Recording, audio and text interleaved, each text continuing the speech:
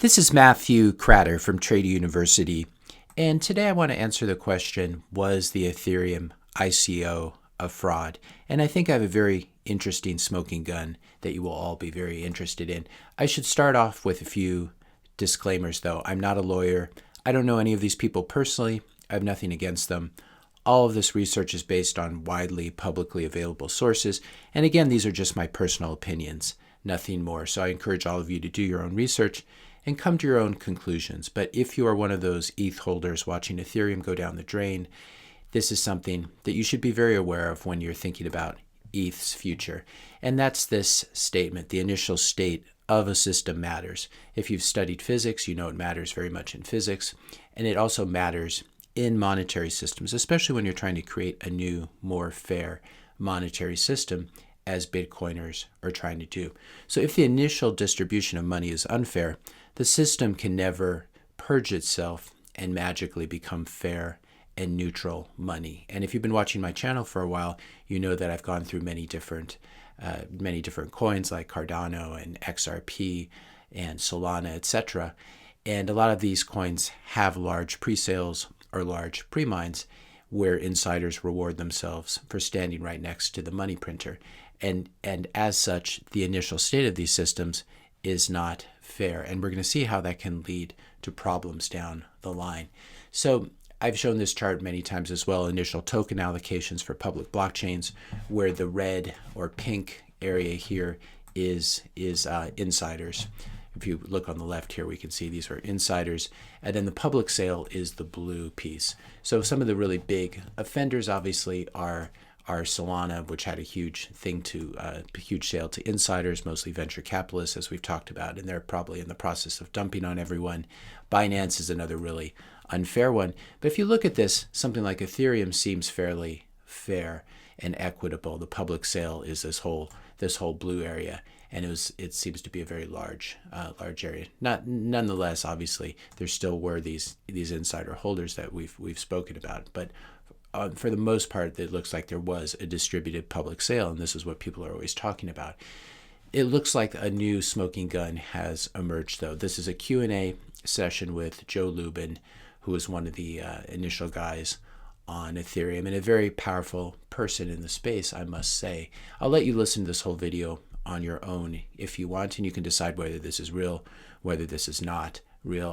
I believe it's real, but the real smoking gun in this is, and again, this was the discussion that was happening during the pre-sale when Joe Lubin is talking to potential investors, telling them how the ICO, the initial coin offering, is going to work. And this is what we hear Joe Lubin's voice, or at least it's attributed to him in this video. I have no way of knowing whether this video is legitimate, of course. A person can buy unlimited Ether with pseudonyms. We may limit the size of a single purchase to make it easier to disguise so that no one is scared. If you plan to invest millions, in other words, if you want to become an Ethereum whale, you can give us an email. That makes it easier to create multiple fake identities. And there's a little bit more to this. If you listen to the video, you'll hear some of the more the larger details. The basic point here is to allow large investors to come in and do it in a fairly pseudonymous way. And in this way, you can claim that you have a widely distributed public sale or public distribution, but in fact, what you are ending up with, and of course, if you've ever tried to raise money, you know that it's much more convenient to get a few whales, a few large investors, rather than many small retail investors. But I think this demonstrates quite clearly that there was this intent to have this large money come in and give the appearance of a fair initial distribution. Whereas what this suggests is that there's a very real possibility that there were many fewer initial investors in Ethereum than is widely considered.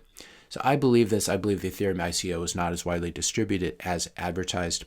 And in this way, I believe that Ethereum was corrupted from the very beginning. Again, just my personal beliefs. I encourage you to come to your own conclusions and make your own conclusions about Joe Lubin. I think the toothpaste in these systems cannot be put back in the tube. If you want neutral money, the initial distribution of that money is very, very important. Early Bitcoin went mostly to math nerds and small retail investors. by contrast. Yes, there were some large whales, obviously Satoshi, who's never moved or sold his coins. We don't even know if the keys have been destroyed or lost.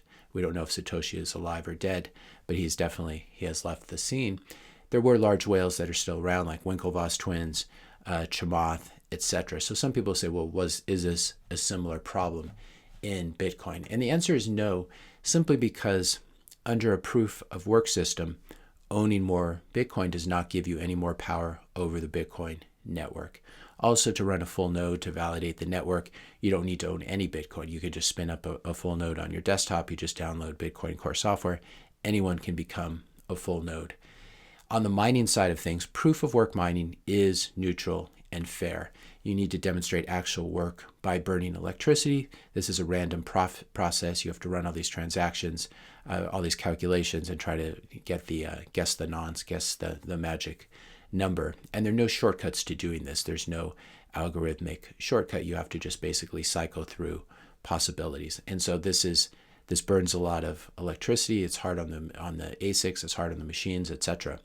Whereas by contrast, under a proof of stake system like Ethereum is moving to, owning more Ethereum will give you more power over the Ethereum network. So these initial whales who used an email address and pretended to be many small investors but were large investors, they will have a tremendous amount of power. And I would suggest this is the real reason that Ethereum is moving to proof of stake. All the incentives are driving in that direction. It's not just that they're trying to protect the environment or something like that. Under proof of stake, the more coins you have, the more Ethereum you own, the more blocks you're going to get to validate by definition, and the more mining rewards you get. This is the problem with proof of stake systems. They really do just recreate the existing fiat system where the rich get richer and control not just the money, but control the politics as well. There's no arms race competition. There's not this same intense industrial competition like you have with proof of work. So you can say, well, you need a lot of money to start Bitcoin mining. You actually don't in the scheme of things. You can buy a home miner.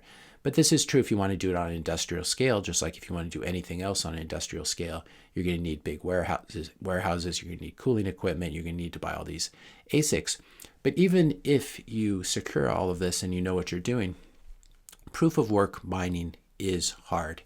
And the reason we know this is because the most powerful mining companies, they're always changing. The most powerful mining pools are mining companies. Again, mining pools are made up of individual miners, and those miners can come and go. But if we look at who actually owns the equipment and who the big miners are, they come and go over time, and they're very different today from the ones that were around 4 years ago.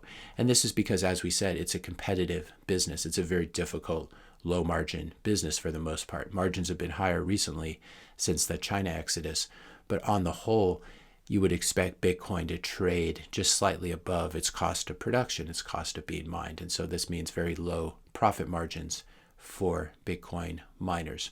As I said, ASICs, these mining machines depreciate. They're highly specialized. You can't use them for anything else. They depreciate over time. They burn out. They need to be replaced.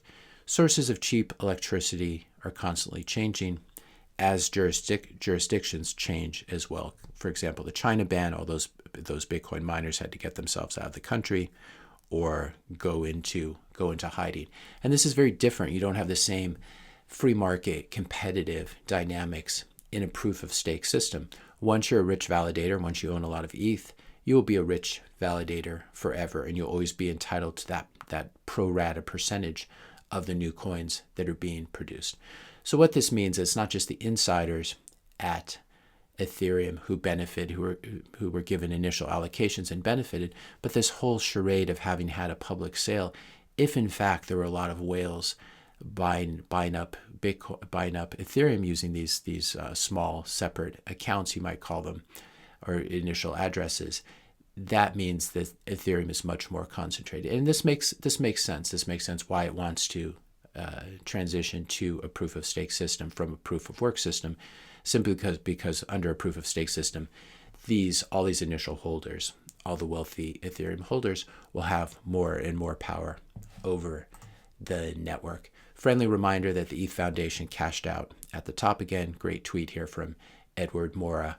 and it shows you ETH is actually down quite a bit more than this since there. But there are these concentrated holdings of Ethereum. Ethereum Foundation is one of them, and then of course you have ETH whales as well. Now, I think the most interesting thing about this is that this is a story that really broke on Twitter. I saw it on Stefan Huber's account, and it hasn't been picked up by crypto media. One reason for that, I would suggest, is that crypto media is owned by certain groups.